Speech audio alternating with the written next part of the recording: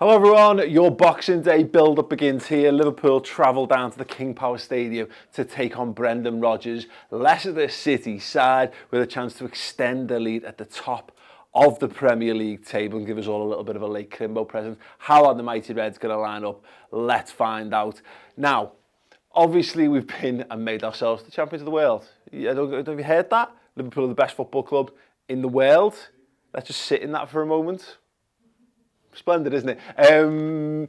But because of that, we obviously had travel, having gone to Qatar and what have you, and Leicester played a lot of football, but I wonder whether it will influence Liverpool's starting 11. We'll have a little bit of a chat about that, but I think, as a base, I think it's a good way to start this way. I think we're going to start with Alisson Becker in goal. It goes without saying, if he's fit, he'll play every game in Liverpool for all time.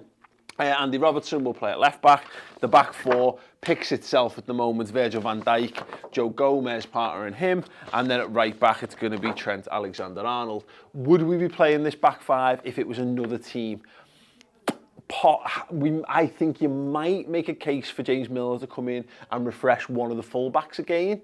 But I think it being Leicester, a team of that quality, means that we will go full strength as much as we can, particularly in the back five. Defensive midfield, he does need a rest, but I think Jordan Henderson will get this game.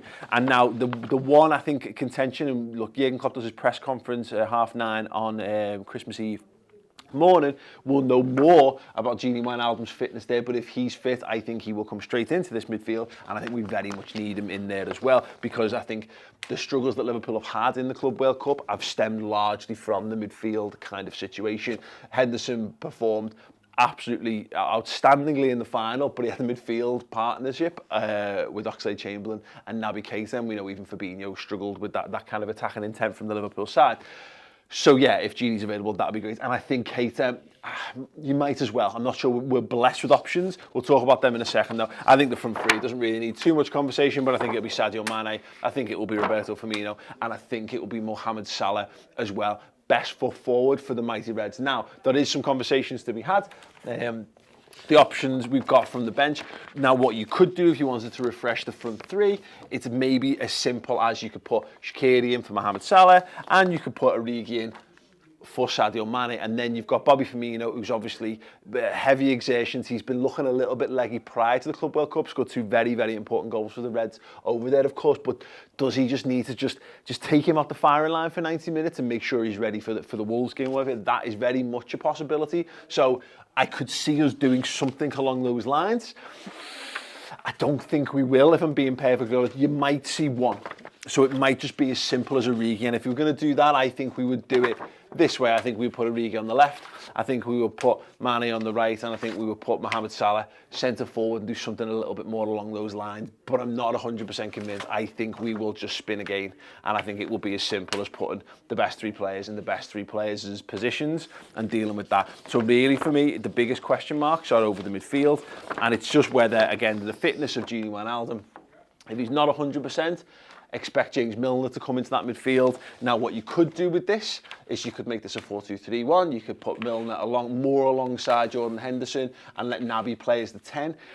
I think he's got the capability to do that. I think largely, particularly this last week, we've actually seen him as the more advanced of the midfielders alongside, Oxlade-Chamberlain you thought would have been right up here. I think Ox has been a bit more restrained in the last two games, obviously prior to his injury, and Keita has been the guy who's been tasked with going further forward, linking up with Mohamed Salah, linking up with the front three in general. So you could do something along those lines. And the only other then alternative to all of that is if Naby Keita's not considered to be up to speed, he's played a little bit more football than he would have done, do you then maybe put Adam Lallana in which case I would go back to a 4-3-3 again and go with what, if Gini Wijnaldum, Henderson and Milner is the Brexit midfield, then that is the hard Brexit midfield. That is what no deal looks like for a number of people. But no, look, fine. It's a perfectly fine midfield. The thing that we've got to contend with here is that Leicester have also played a lot of football. They had midweek exertions against Everton in the League Cup. Then they've had the away game at Manchester City as well. And yes, obviously, Liverpool have had plenty of travel, whatever. The point I'm trying to make is it's been a very, very congested fixture list for everyone at this point, and Leicester have rotated their first team far less.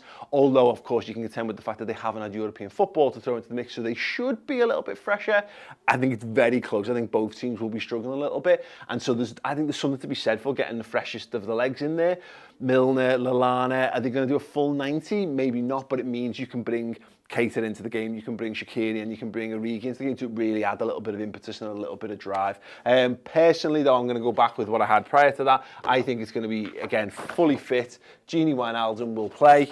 And I think it will be Naby Keita, therefore completing the midfield three. So therefore, the starting 11 that Jurgen Klopp is going to pick, it's this.